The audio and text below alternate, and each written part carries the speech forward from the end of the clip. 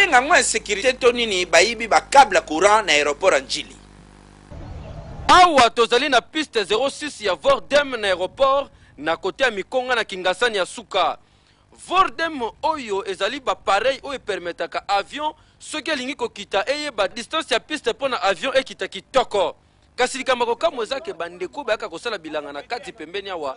Nzoka parmi bango miyibi bazali baye koyiba câble ya courant oyo ezali koalimenter ba pareil oyo ezalaka na kati ya aéroport oyo. Ezali très malheureux parce que l'équipement on a une fois ce que Koufi tozali kosala te to reconnaître ba accident ndenge tozwaki na avion monike awa ku lokola mauvais temps ezalaki avion koya ekwei responsabilité nyonso ane kokita na RVA. Ezaki vers ba 11h nde basali événement wana.